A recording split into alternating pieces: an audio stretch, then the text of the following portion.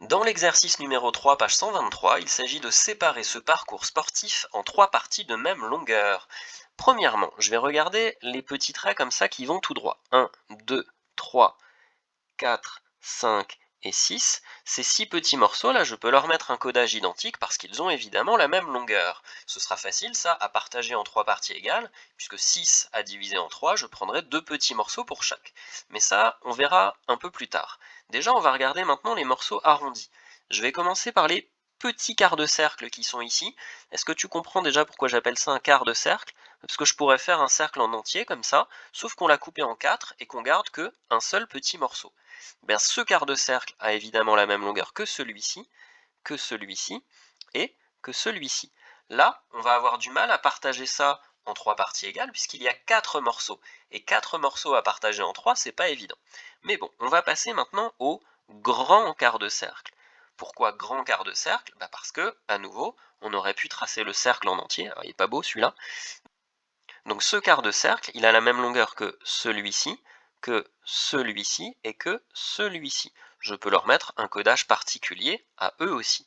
Même chose, je vais avoir du mal à partager ça en 3 parties égales puisqu'il y a 4 morceaux identiques. Mais on va maintenant remarquer quelque chose. Je vais enlever ces derniers codages que j'ai mis là, et on va regarder maintenant les rayons de ces quarts de cercle. Le centre par exemple de ce quart de cercle là, il est ici, hein, d'après le cercle pas beau que j'ai tracé tout à l'heure, et son rayon, il est donc là.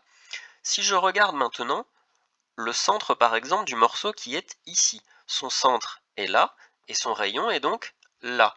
Qu'est-ce qu'on remarque? Que le rayon rouge, il est 2 fois plus petit que le rayon vert.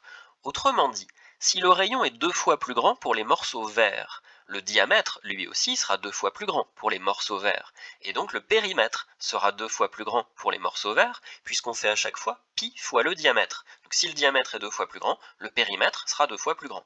Et donc les quarts de périmètre seront aussi 2 fois plus grands. Tout ça pour dire quoi? Eh bien tout ça pour dire qu'en fait dans ce quart de cercle qui est ici, on peut mettre 2 quarts de cercle rouge, donc je peux mettre 2 fois le codage du rouge. Pareil ici, ici et ici. Finalement, on a bien codé tout le tour de la figure.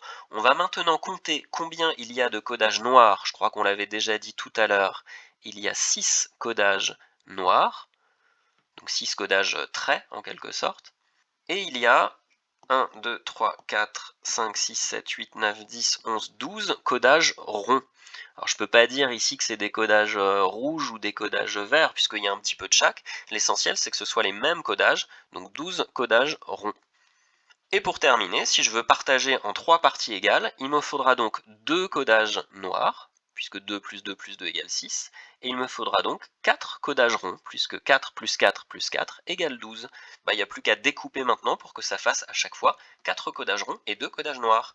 Donc si je pars par exemple d'ici, j'ai un premier morceau qui va jusque là, et qui me fait bien 2 codages noirs et 1, 2, 3, 4 codages ronds. Et puis je vais surligner pour qu'on voit mieux, donc repartant de là, j'ai 1, 2, 3, 4 codages ronds, et également les 2 codages noirs sous forme de traits. Et enfin, la partie restante, de là jusqu'à là, on vérifie bien que j'ai 1, 2, 3, 4 codages ronds et 2 codages traits.